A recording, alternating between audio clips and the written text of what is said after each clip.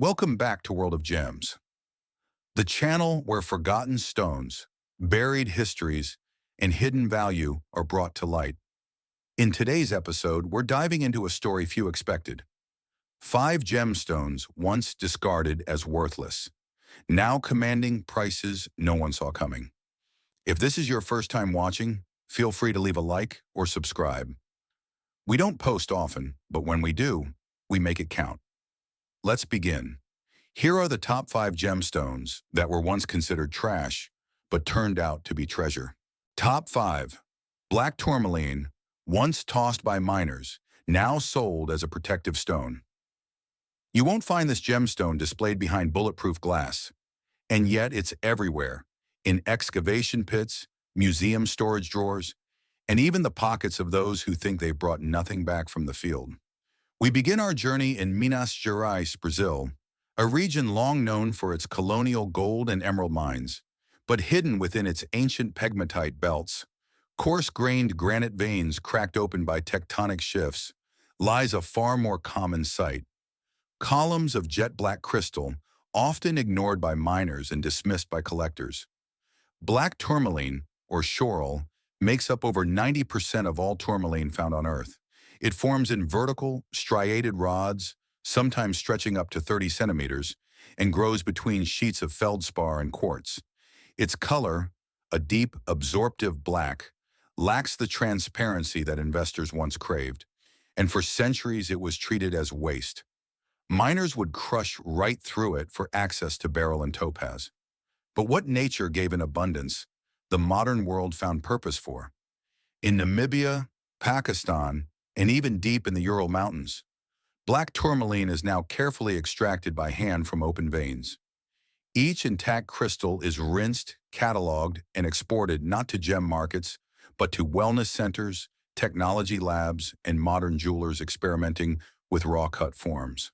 The stone itself has a unique molecular structure, characterized by long, aligned borosilicate channels that confer it natural piezoelectric and pyroelectric properties.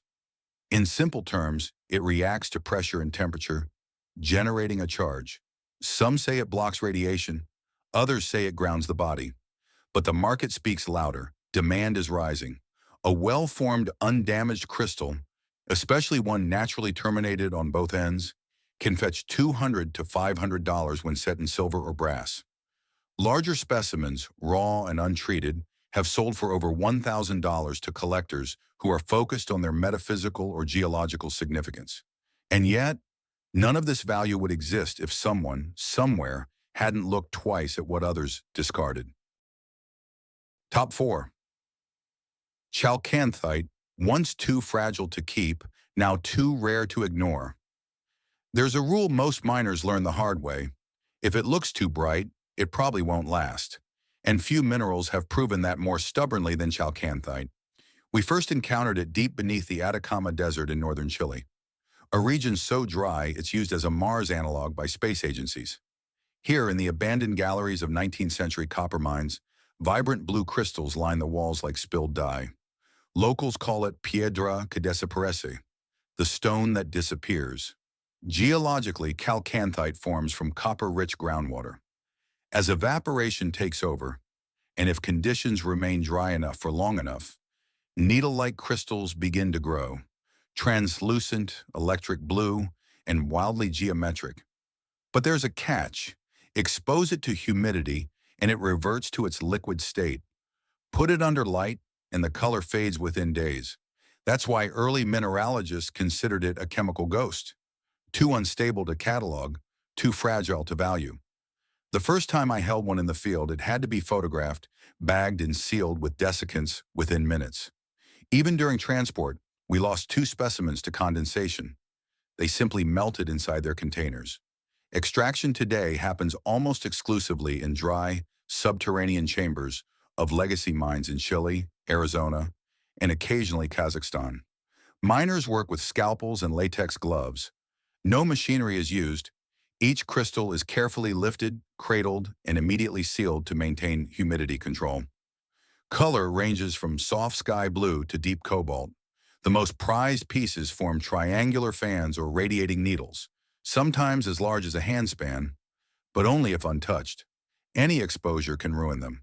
That makes large, intact specimens not just rare, but nearly impossible to transport without loss. Now here's the twist. While chalcanthite can't be worn like a diamond, due to its solubility, verified natural crystals have become investment-grade specimens. High-end mineral dealers now trade protected pieces for $1,000 to $3,000, depending on origin and form. A well-formed piece from the Chuquicamata mine, still in its original matrix, sold for nearly $4,800 at a private auction in Geneva. And to think, for most of the 20th century, this mineral was thrown out, mislabeled, or mistaken for synthetic lab runoff. Sometimes value doesn't come from durability. It comes from how close something came to being lost forever. Top 3. Moldavite, once thought to be shattered glass, now sold as a piece of space. Most rocks form underground. This one began in the sky and exploded on impact. Moldavite is a natural glass, green in color, translucent, and deeply scarred by heat. For years, it was mistaken for volcanic debris or melted artificial slag. Many early collectors tossed it aside as burnt quartz. The truth is far stranger.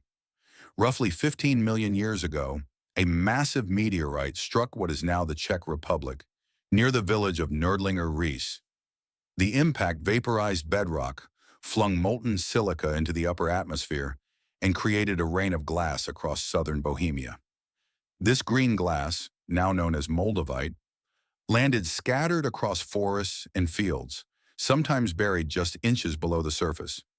Local farmers unearthed it while plowing. Children collected it, thinking it was broken glass from a bottle, and for decades that's exactly how it was treated. But under a microscope, the story changed. Moldavite has etched surfaces, flow patterns, and chemical fingerprints unlike any artificial material. Its form is often aerodynamic, with grooves from passing through the atmosphere. Each piece is technically a tektite, a class of impact glass formed by asteroid strikes. Most Moldavite found today comes from South Bohemia, especially the Besedness and Klum regions. Miners sift through layers of gravel and loam, using fine mesh screens, working immediately after heavy rains. No dynamite, no drills, just patience and wet fingers in ancient soil. In raw form, it ranges from olive to deep forest green. The best pieces are leaf-shaped, full of natural pits and ridges, never polished.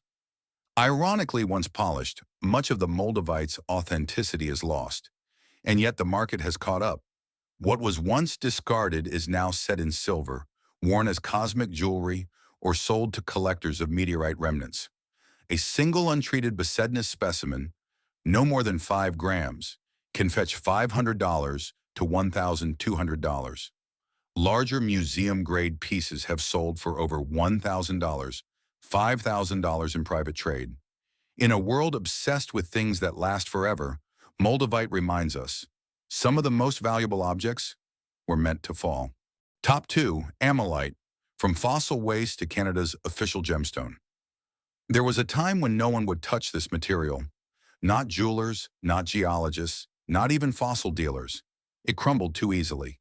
It was too thin, too brittle, and too unknown. But deep in the sedimentary rock of southern Alberta, Canada, just east of the Rockies, an entire seabed was buried, and with it, a secret waiting 70 million years to be recognized. Ammolite is not a crystal. It's the fossilized shell of ammonites, marine mollusks that once drifted through the western interior seaway. Under immense pressure, over tens of millions of years, their aragonite shells compressed into wafer-thin plates, still layered, still iridescent. For most of the 20th century, Ammolite was discarded during phosphate mining. It was unstable. Miners called it rainbow shale and crushed right through it in search of fertilizer-grade ore. Only a few collectors along the St. Mary River stopped to take a second look. But what they found, under the right angle of light, was spectacular. Flashes of green, red, violet, sometimes electric blue. Unlike opal, Ammolite doesn't refract light. Its color comes from microscopic layering, like the armor of an ancient marine creature frozen mid-shimmer. Today, only a few small mining claims are allowed to extract it. It's all done by hand. No explosives, to avoid damaging the thin gem layers. Each slab is stabilized, coated, and sometimes set as is, with no polishing at all. High-grade specimens, with full spectral color and no fractures, can sell for $2,000 to $5,000 per carat. Museum panels fetch even more. And in 1981, the Gemological Institute of America finally classified Ammolite as a genuine gemstone. By 2004, Canada had declared it a national treasure, all from a material that miners once tossed aside, thinking it was too soft to be anything at all. Top 1. Alexandrite, the stone. No one wanted to cut, now no one can afford. The first known Alexandrite was mistaken for a flawed emerald. And that simple error, that split-second misjudgment, would cost the mining world millions. Alexandrite is a variety of chrysoberyl. What makes it extraordinary isn't its hardness or rarity or even history. Its color change, not just in tone but in identity, green in daylight, red under candlelight. A metamorphosis so complete, early gem traders thought it was a trick. Its story begins in the Ural Mountains of Russia in the 1830s. There, deep in mica schists and granitic pegmatites, miners pulled a dull, muddy green crystal from a shaft near Tokovaya River. At first glance, it looked like nothing special. Opaque, uneven. It was tossed into the reject pile until one gem cutter decided to experiment. When the first facet caught sunlight, the stone gleamed forest green. But under the flame of a kerosene lamp, it bled burgundy. The stone was rushed to St. Petersburg, where it was named Alexandrite in honor of the Tsarevich Alexander II, and declared a national symbol. But that reverence didn't last. Over time, synthetic corundum imitations flooded the market. Low-quality stones with weak color shifts were sold as natural. Raw Alexandrite, especially untreated and uncut, was again mistaken for common chrysoberyl and discarded. Even today in Sri Lanka, Brazil, and Madagascar, where some of the richest deposits exist, field workers often overlook it. The raw crystal isn't flashy. It needs the proper cut, the right light, the right moment. But when all three align, the price speaks for itself. A single carat of top-tier Alexandrite, featuring a vivid color change, untreated and of Russian origin, can sell for $15,000 to $70,000. Even lower-grade Brazilian stones now fetch thousands, simply because demand has overtaken supply. This is a gemstone that the world misread, not once, but repeatedly. A stone no one wanted to cut, now sits behind vault glass, unaffordable even to those who once threw it away. These stones were once dismissed, cast aside as worthless scraps, forgotten by collectors and markets alike. However, time has a way of revealing hidden value, rewriting stories that were once thought to be complete. From discarded fragments to coveted treasures, these gems remind us that worth is often found beneath the surface, waiting patiently to be uncovered. Thank you for joining us on this journey of transformation and rediscovery. We'll see you again in the next episode with more stories that challenge what we think we know about value and beauty. Until then, keep your eyes open. You never know what treasures await. Thank you for watching. We appreciate your time and curiosity. Until next time, stay safe, stay aware, and we look forward to welcoming you back for the next chapter. Take care, and I look forward to seeing you soon.